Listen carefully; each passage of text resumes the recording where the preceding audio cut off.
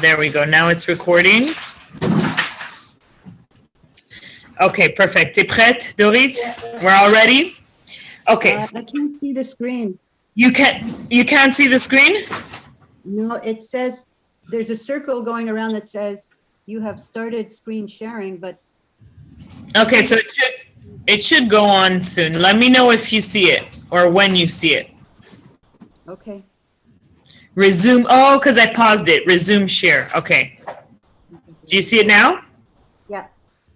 Okay, perfect. So I just want to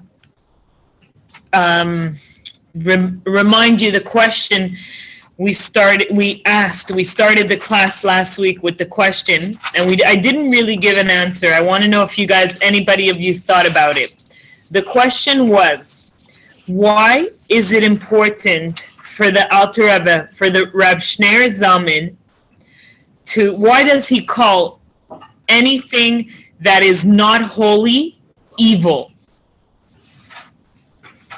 Did anybody think about the question, or anybody? Cheryl, I know you can answer. Dorit, did you think about the question?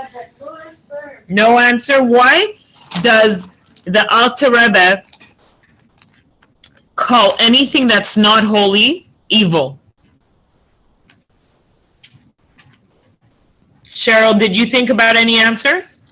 I did think about it, and I was reading some stuff last night just to refresh, and I think it's because it comes from the Klipa Noga, which is mostly evil, but some of it can be elevated. So unless it's being used for the purposes of Torah, then it would be evil. If it's not okay, then it's evil. That's what I understood from the book. I'm not sure it's okay. correct. So this is pretty close, but why is it important that anything not holy? Can you imagine? Our whole life is, how much percentage is holy? No. To say it's not holy, it's one thing, but to call unholy things evil, that's big. That's huge. And I think it's a big information from the Tanya that really changes our perspective and really changed the perspective in Judaism, in Chabad Judaism, which makes Chabad different than most people most Jews that don't follow Chabad. So I think I discussed it with my husband last week, and I gave him what I thought was right, but if, after discussing, we came to that conclusion that in Tanya, we go to the essence, right? We peel off the layers and we go to the essence. We discussed what levels, like what makes a tzaddik a righteous, he has to have zero evil. And, it's not someone who has just more good in him, more good deeds than bad deeds. We went really to the essence, and when you go to the essence, you peel off all these exterior layers, and you really hit the truth that sometimes the truth is not so, it's raw, okay? Sometimes it's hard to digest, it's hard to understand. So the reason why anything unholy is evil is because in creation, Hashem created the world, and then he's essentially good. But he created evil. He did create that force of evil, that force of klipa. And everything that is not godly is klipa, which divides the world into holy things and holy. Unholy things and holy. It's very clear. It's very black and white. There's no in between. There's no gray areas. Whatever is not holy is evil, which is unholy, okay? So the reason why it's important to call things that are unholy evil is because in Tanya, in essence, in truth, there is no gray areas. Okay, I know I mentioned that Klipas Noga is the gray area, but it's not really. It's black and white in Hashem. In the essence of things are black and white. And in order, when to differentiate that, because many times in our life it's not clear, and I'm talking for myself here, it's not always clear what's good and what's bad. But if we go and we peel off the layers, if it's not for godly purposes, if it's not connected to God, if it's not for holy purposes, then it's unholy, it's evil. Okay, and if it's anything to do with godly, with the pure, godly, anything, any thought, speech, and action, any creation that is only meant for godliness, that is only related to godliness, is holy.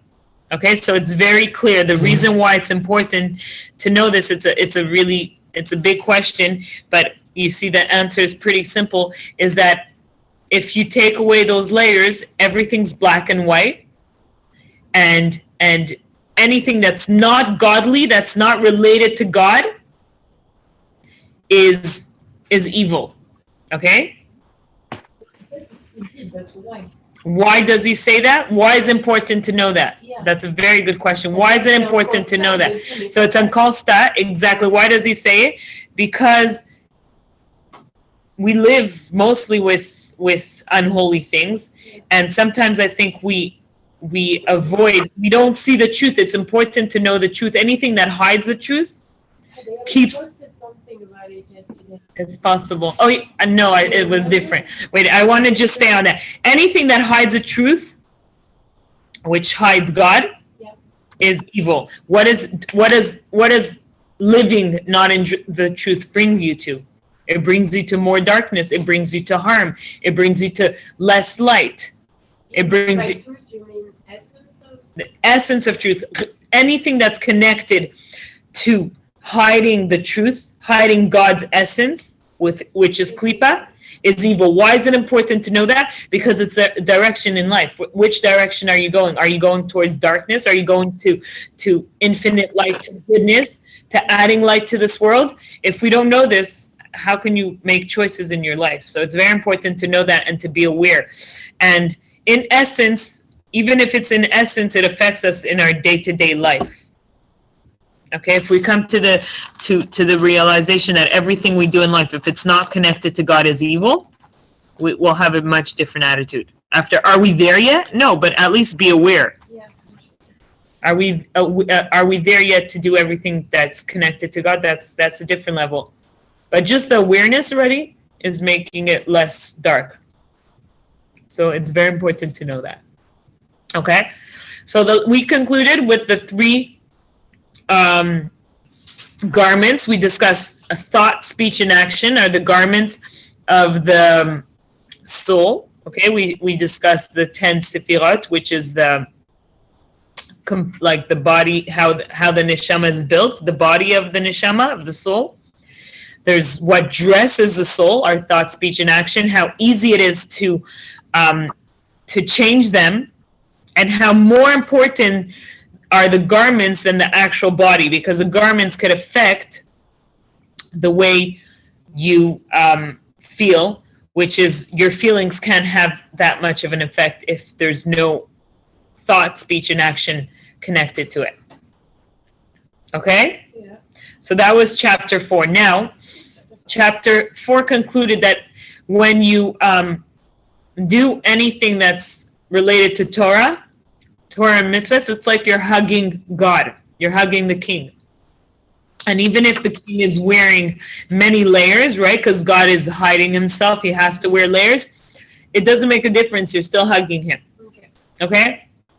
And now that Alter Rebbe explains, I'm going to read it. Or you don't have, Cheryl, you want to read chapter 5, the summary I wrote? Oh, okay. When one studies Torah, it is greater than doing any mitzvah in the Torah. Why? Rabbi Shmuel Zalman explains that when one studies Torah, her/his soul embraces God and is embraced by God. Can I say God? Yeah. Not only does one grasp the concept and completely encompasses it, but the concept itself surrounds it too.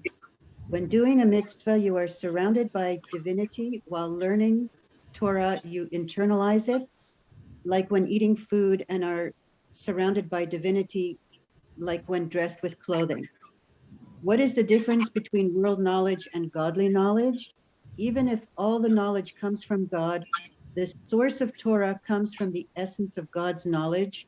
and the unity that happens when learning Torah is united with God, a unity that is complete oneness and only experienced with learning Torah and is not found anywhere else, as opposed to studying world knowledge that comes from a klipa source and connects you to the klipa.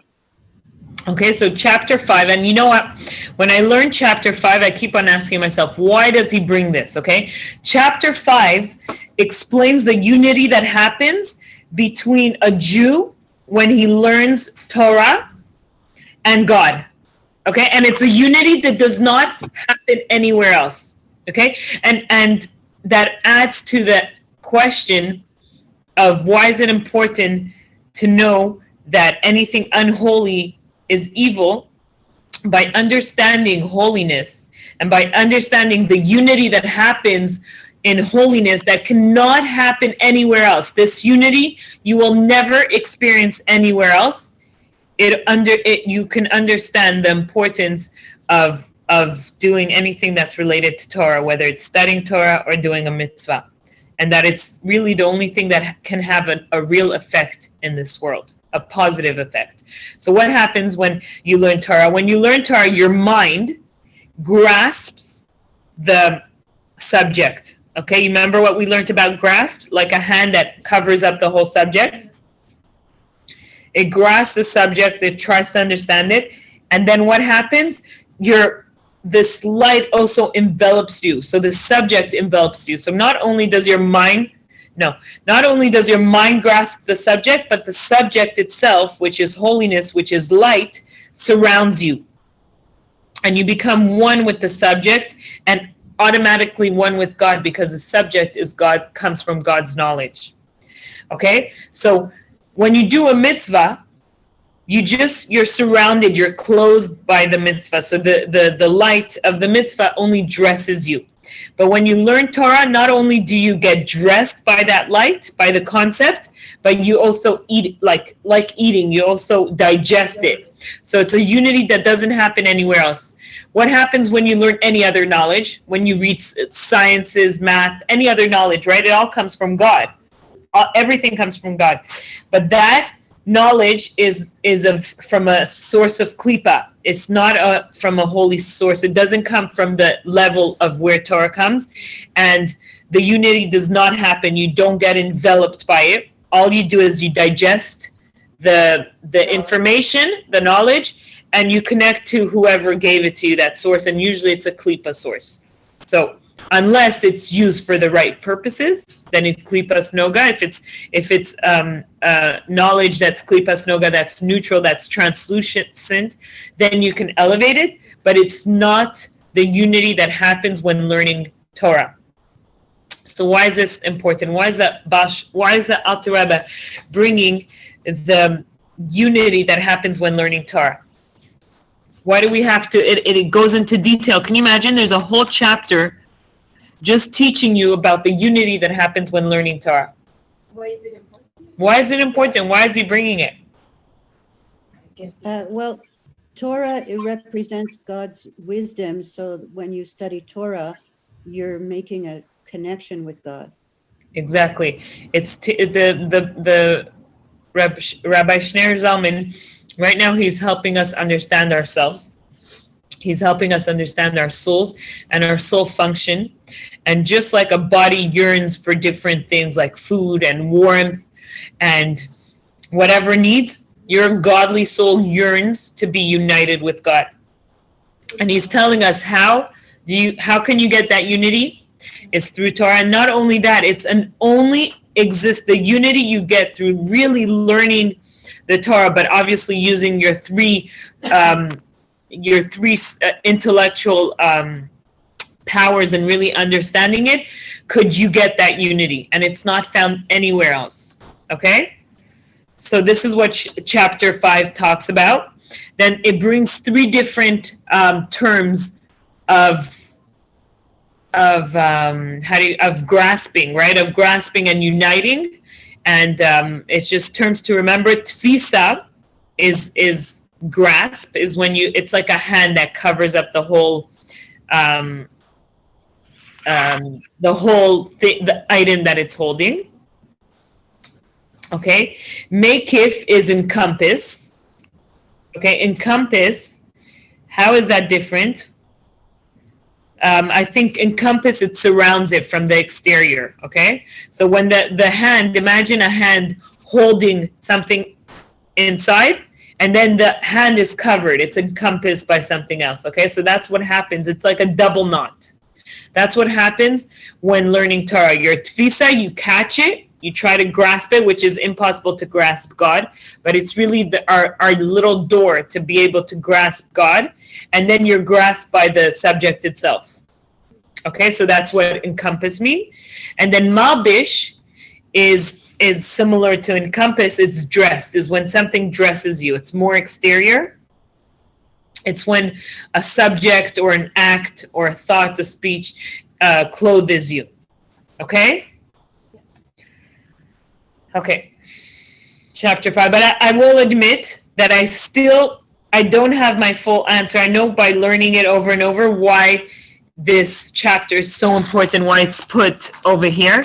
But for me, right now, how I see it is really our way of understanding how to take care of our godly soul and the yearning and what our godly soul needs, what it yearns for. By understanding that, you could understand yourself better. Sometimes you have different desires and yearnings that you may not understand, but sometimes it could be a spiritual yearning that it yearns to be connected to its source. And through Torah, that's how you can take care of that godly soul. Okay? Chapter 6. Okay, I'm going to read it. God created everything with an opposite. The animal soul is the opposite force of the godly soul. Just like the godly soul, it possesses 10 sefirot and 3 levushim. The 7 emotions correspond with the quality of one's intellect, probably. I made a mistake here.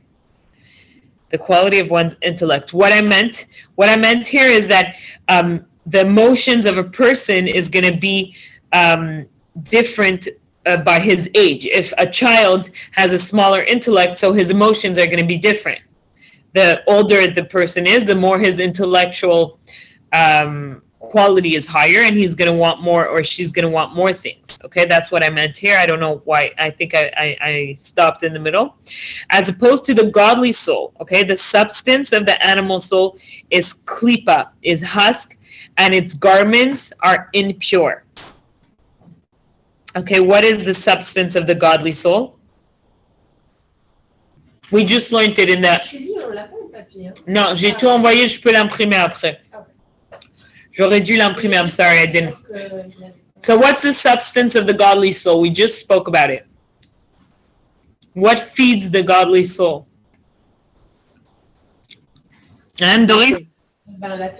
Exactly, Torah and mitzvahs. So, as opposed to the godly soul, the substance of the animal soul is klipa, and its garments are impure. Okay, so the animal soul is fed on, well, klipa, which is our food and our sleep, all those things that are unholy. Okay, yeah. Every thought, speech, or action that is unholy is a klipa, and it brings down the animal soul to a lower level of impurity. What is unholy or klipa? Okay, so let's answer this. Let's understand what unholy and klipa means.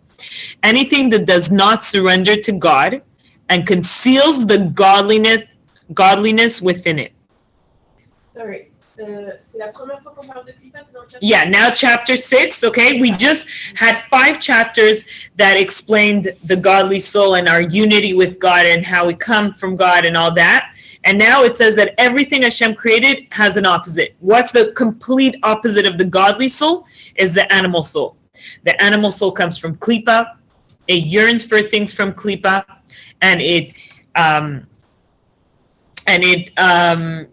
so now we want to understand what is klipa. What are things that are klipa? Anything that is not surrendered to God and conceals godliness. Okay, that's the idea of a husk, of a shell. The shell hides what's within it. Okay, so klipa is anything that hides godliness. Divinity rests upon the presence of 10 Jews or anyone engaged in Torah study. Klipa, on the other hand, okay, so it explains to us that Hashem will only rest upon things that are surrendered to him. And it also brings it in this chapter that when 10 Jews are together and engaged in Torah, even if they're not engaged in Torah, the divinity rests upon them. But Klipa, on the other hand, exists only when it covers up divinity and godliness. So Klipa only exists when it hides something. Its whole existence is a lie, okay? The minute you reveal truth, you reveal light, it can't exist anymore. I don't know if I should share this, but I'm going to share it. My daughter, she's super into Harry Potter, and she wanted to watch it, so I told her I'm going to watch it with her. I don't know if you guys are into it, but the first movie, at the end, Harry Potter, he's attacked by this really evil, okay, let's call the Klipa. You know, when I see movies, I try to, so he's attacked by him. Yeah. And when he touches Harry Potter, suddenly his hand starts disappearing. And he's like, oh my God, what is happening to me? And when Harry Potter sees that he has that strength, he takes his hands and he holds his face, and then he melts away and literally disappears. And he's so confused, Harry Potter, he doesn't understand. And at the end of the movie, his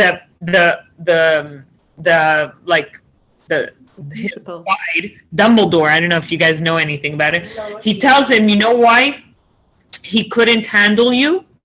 Because you're full of love. You're touched by love, and he's not. He has that absence of love, and when he touched you, he disappeared. And I don't know why, for me, I was like, wait, that's Klipa. The minute it touched divinity, the minute there's light, it can't handle it. It disappears. It only lives on a lie. Okay? Again, it answers why is Klipa evil? Because it lives on a lie, and living a lie is never good. There's no good to it. Okay? Yeah. So again, the anything that's the opposite of your godly soul is your animal soul. Your animal soul comes from Kalipa, and it desires Kalipa things. It desires selfish needs, eating and sleeping, and any selfish desires, any thoughts that are selfish, any speech that are selfish, any action that are selfish is Klipa. Everything really in this world is Klipa. But then the Tanya adds, and that's going to be in the next chapter, there's two different kind of Klipa. Okay? And our animal soul comes from a Klipa that's called Klipat Noga. Klipat Noga, even if it does have evil in it, it has a little bit of good, which makes it translucent and which makes it able to be elevated to godliness and to holiness. Okay? So again, I'm going to repeat it. Chapter 6 introduces the opposite of the godly soul, which is the animal soul, and explains to us the idea of Klipa. Klipa hides the truth. Klipa is a shell.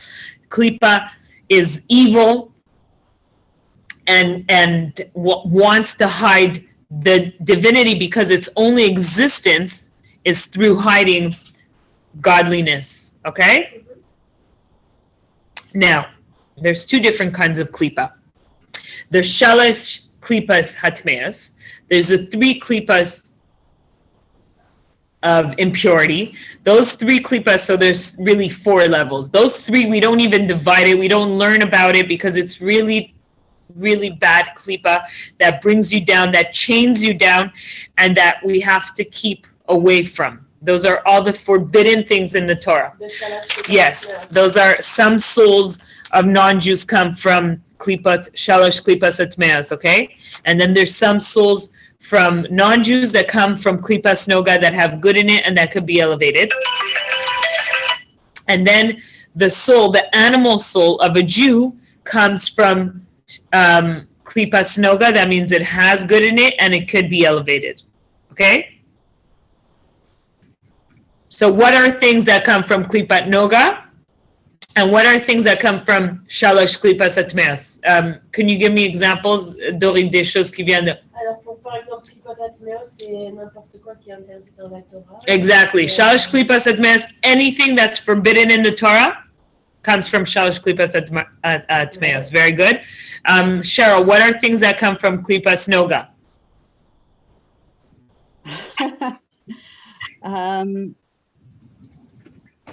I think the kosher animals.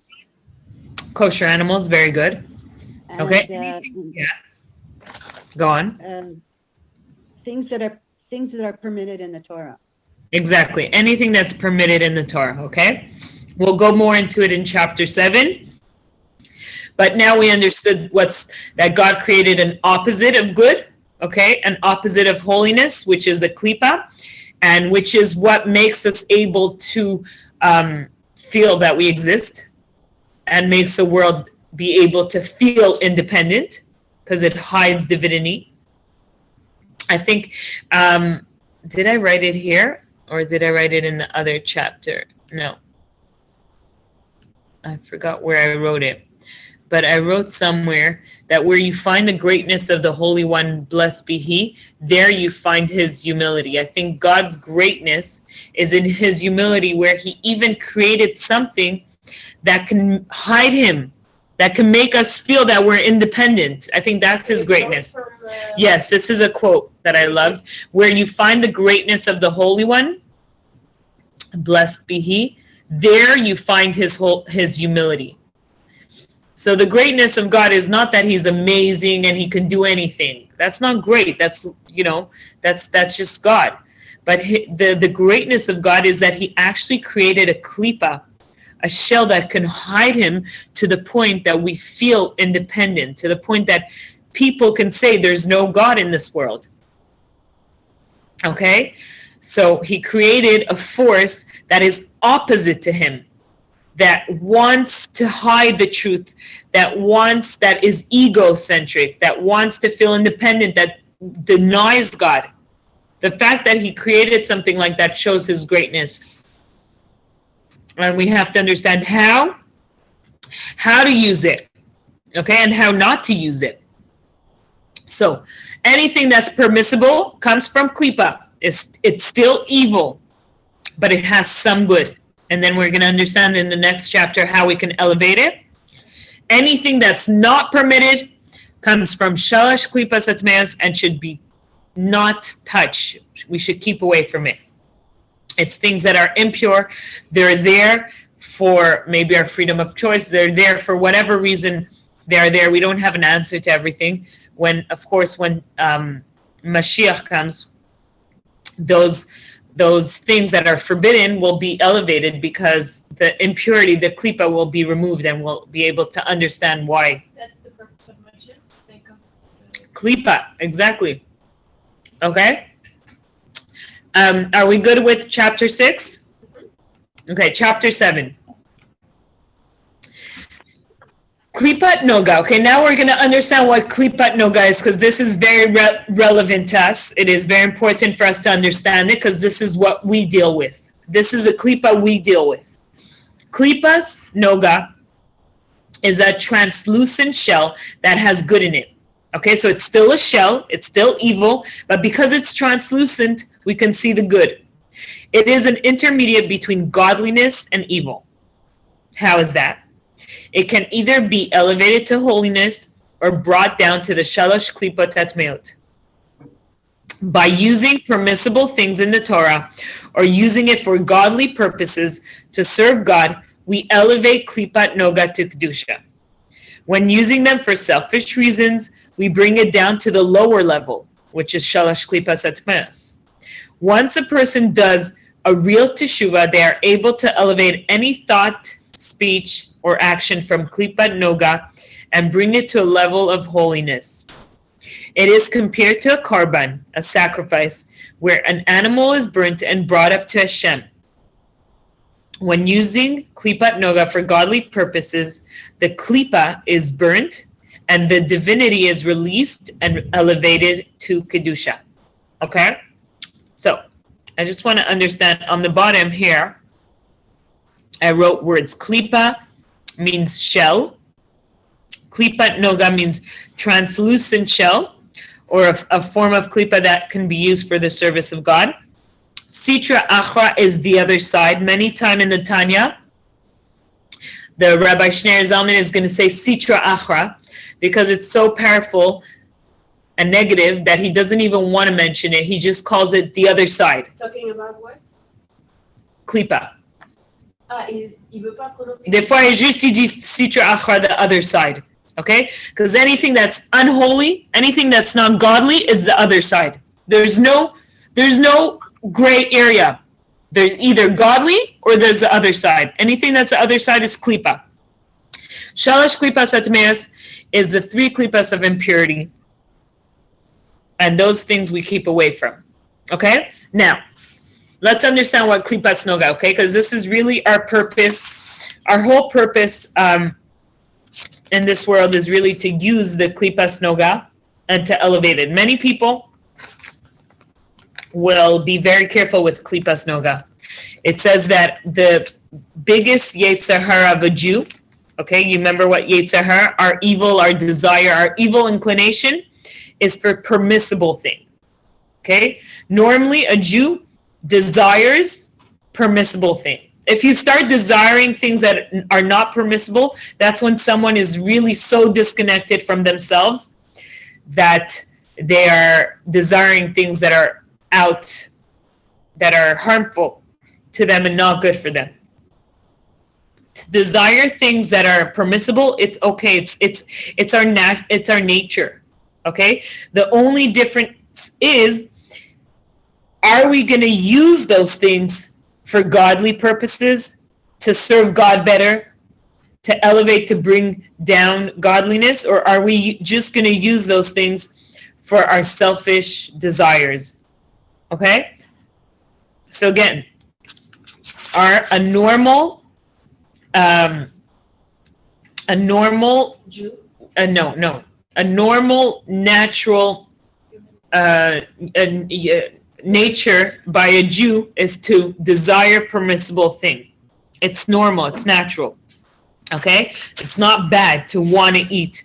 It's not bad to want to sleep, to want to exercise, to want to talk and connect. I'm just thinking of anything that's permissible, but it's not holy.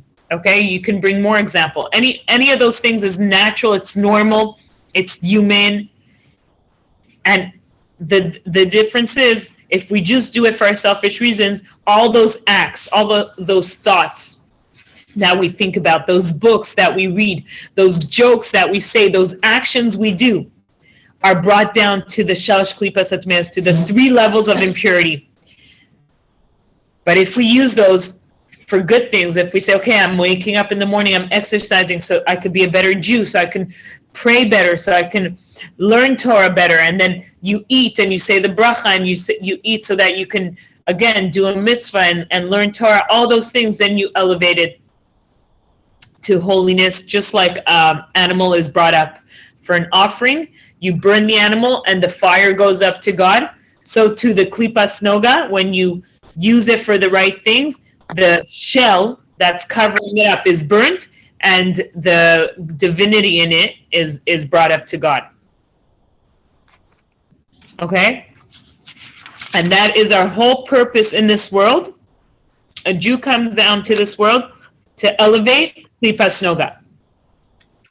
To use mundane physical things, anything in this world that's physical, and use it for the good, whether it's money that you work for, so everything that's related to working and making that money, and then taking that money and giving it to the right causes, to tzedakah, or using it to feed your family, your kids, to be able to do good things. Again, it's, but if someone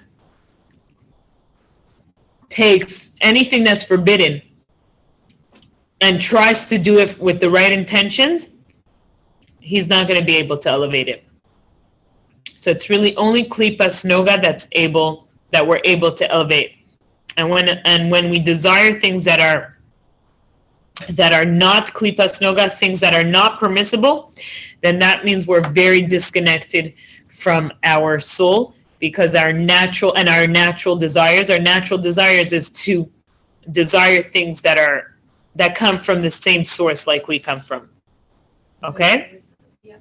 Now, it says that on the bottom, terms to remember, I wrote, so I wrote 3 things, and those are the good that is found in the animal soul. So the animal soul is klipa, okay? It's evil. It's all, when I mean evil, I mean it's not godly, okay? So I guess even the term evil changes in Tanya.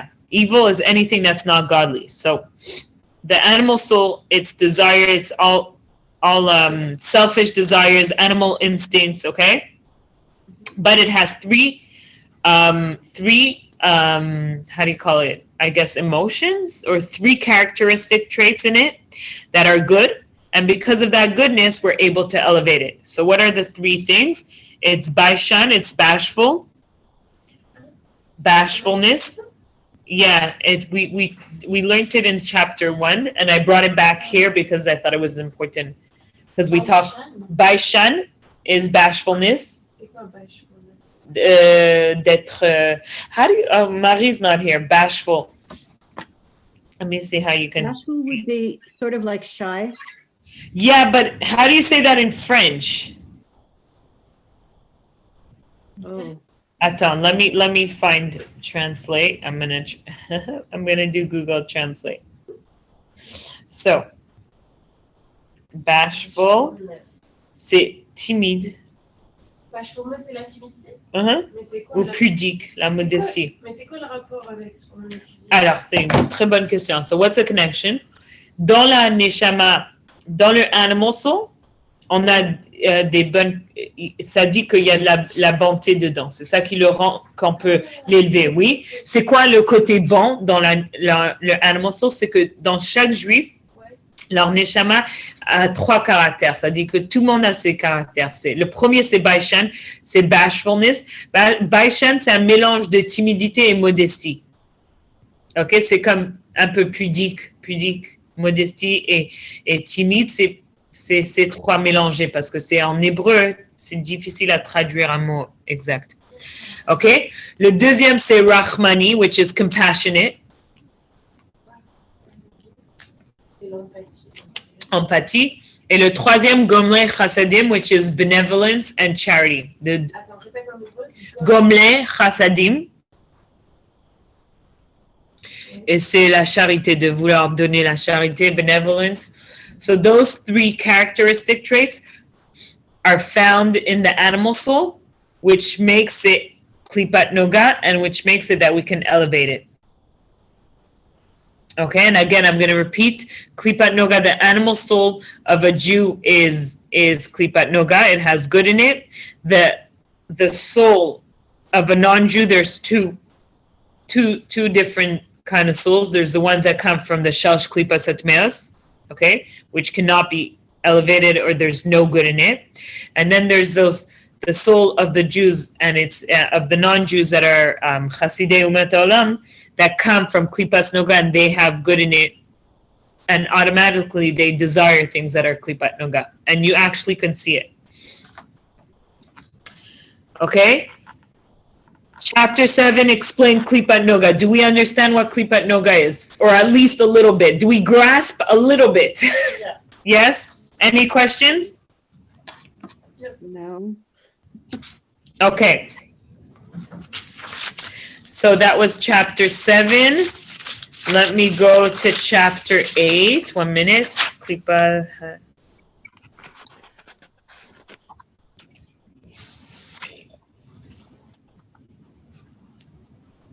Okay. Chapter 8.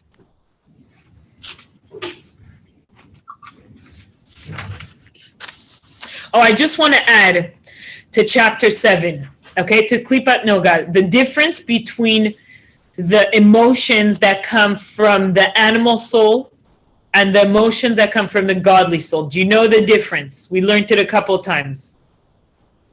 Anybody remember the difference? That comes the emotions. I think they have the same. don't they have the We have same two emotion? sets. We have two sets of emotions. We have the emotions from the godly soul and the emotions from the animal soul. What's the difference? So they're both composed of 10, the 3 intellectual and the 7 emotions, but they're different. What's the difference between them two? Do you remember, Cheryl? No. Okay, so the difference is that the animal soul, the emotions can only be created from the intellectual. Okay. That means if someone doesn't learn about God or about Torah or about anything about Judaism, he will not have any emotions connected to it. Because the godly soul only works through the intellectual. The intellectual, by learning about God, by understanding Him, gives birth to the emotions, and the emotions are much more refined, okay, because they come through the intellectual. But they only come through the intellectual. The animal soul has inborn emotions, okay? And the intellect will follow the emotions. That means the emotions are there. You're going to desire, you're going to be more angry person. One person will be more, whatever it is, the emotions are. And the intellect will help the emotion get to what it wants. So in a way, it's led by the emotion. Okay, so it's very different. That means emotions are not refined. They're animal. They're really animal instinct. That's why it's called nefesh habahamis. They're really animal instinct. And sometimes you can confuse your action. It could, even if you're like, oh, but I'm using my intellect, but your intellect is only following a really deep down emotion from the animal soul that wants to accomplish or get to some selfish, desire. So basically, when you're like spiritual or very high in high level in Torah and Mitzvot, you don't let your emotions guide you. That is the whole. Have to come from the place of like, your intellect. Exactly. But That's you're allowed to feel. For sure, you're allowed to feel. But it has to be filtered by your brain. No, so that's the difference. Very good question. So Dorit asks, when someone who's very spiritual, or we'll call a tzaddik, or someone who really tries to become a benoni, is he allowed to feel? So what's the difference? First of all, he doesn't have any animal. He has his animal soul, because everyone has an animal soul, but he doesn't have evil inside of him. A tzaddik completely took off. Ok, un rabbin, non, ça je peux pas expliquer parce que chacun a un différent niveau. No, but the point is, if you're using your godly soul, you will only have those emotions of love of God and fear through the emotions. Yeah. If you have inborn emotions, they usually come from your animal soul, and someone who's more spiritual will know how to challenge those to use them for the good. Do you understand? The whole thing of Tanya is moach shalit al halev. The brain controls over the heart. Yes. Shalit is like rules. Al halev. Halev. It's the brain rules over the heart. So through the brain, how is it? Through the brain, you learn about God and you connect to God, you learn His Torah, and you create those emotions of love and fear of God. And also through the brain of the animal soul, okay, through the midot, the eser sfirot of the animal soul, instead of being controlled by your inner desires, you control those desires to be used for the right things. Okay, so there's two functions.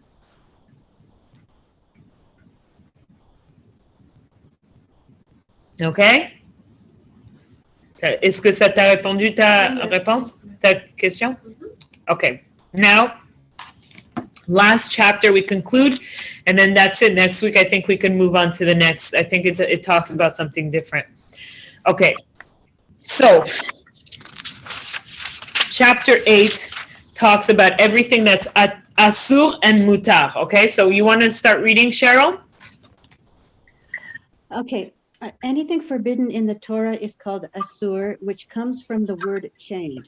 They are chained to shalosh klipos hatmeas and cannot be elevated even if a person uses them with the right intention.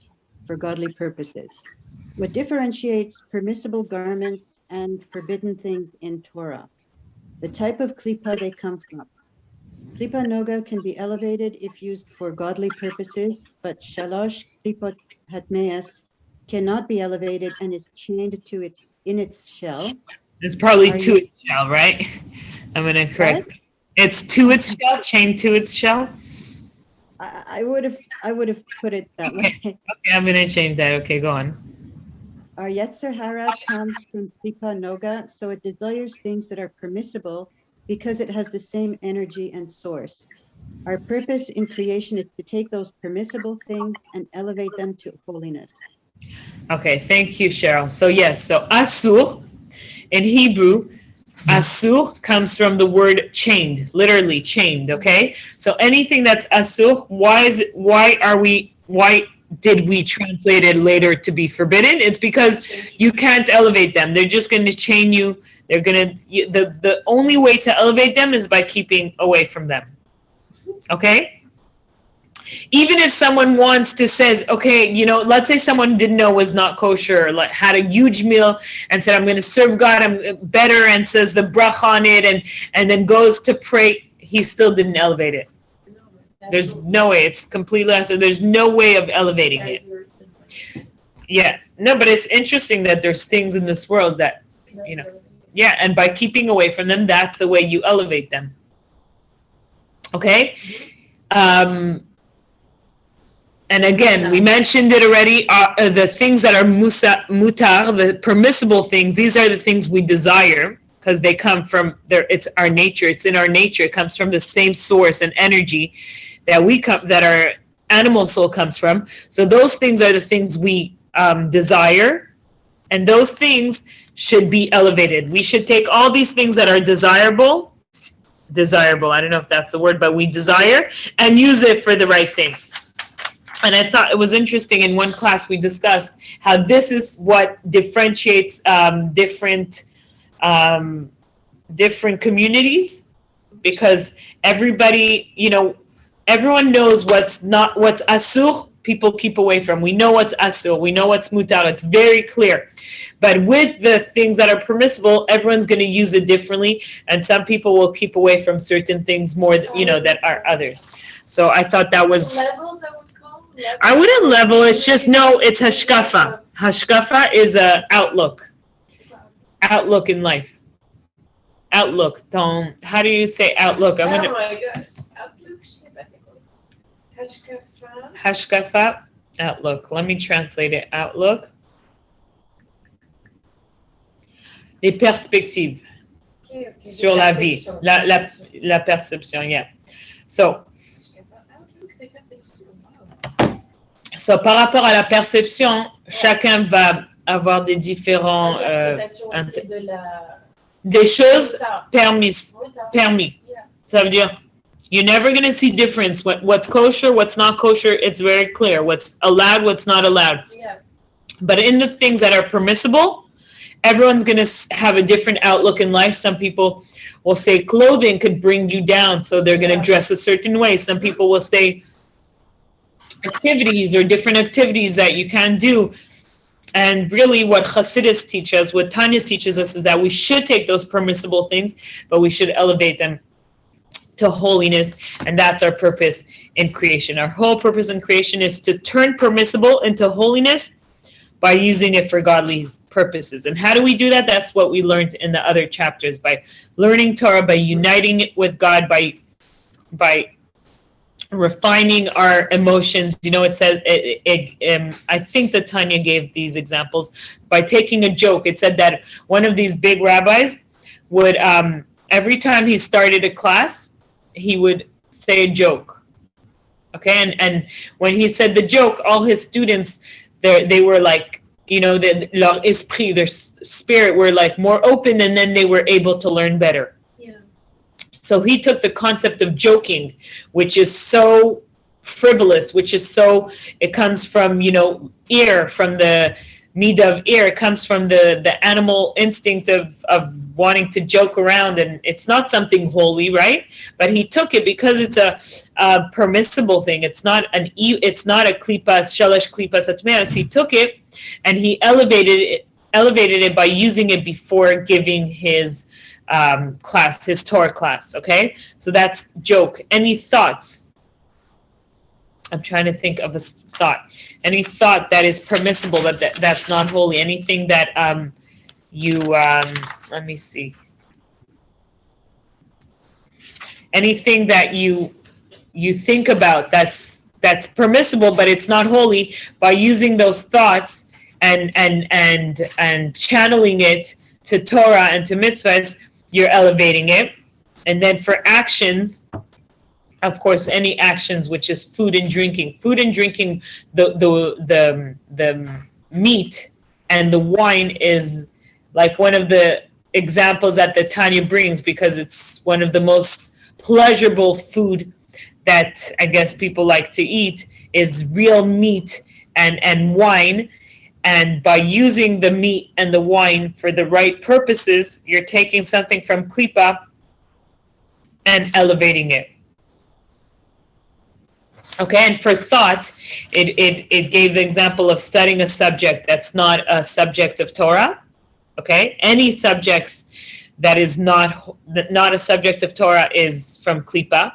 Okay, first, there's some subjects that shouldn't be studied that come from shalosh klipas atmeas, of course, if it goes against the Torah. But anything that's neutral, like sciences and math and other subjects that are neutral, that are not against the Torah, but that are not Torah too, if they are used, okay, these are thoughts, you're reading a book, you're studying it, you're using your intellect, if they are used for heavenly intent, okay, how could you do that? Because someone wants to become a doctor or wants to become a scientist, so they can provide for their family, and with that they wear a kippah, and they make how do you call it, they put a good name for God, and they use it, and they go learn Torah at night, even if they're working and learning sciences and whatever. Then they're using that whole knowledge for heavenly purposes, and they're elevating this knowledge.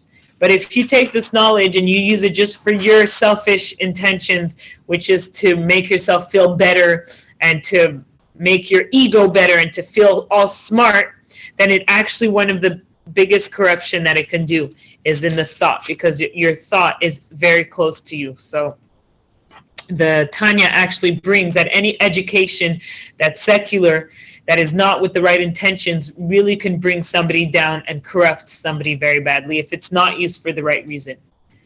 Okay, so we gave an example of thought, speech, and action. Okay, and I like the examples that the Tanya brings.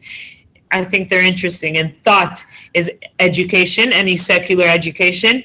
In speech, it's joking. It's a speech that's the furthest from holiness, but how you can still elevate it because it's neutral. And then it brings like good wine and spiced wine and good meat, which is also the extreme of food, which is the furthest from holiness, but by using it for the right reason, you can elevate those things. So I think those examples are very interesting. Any questions?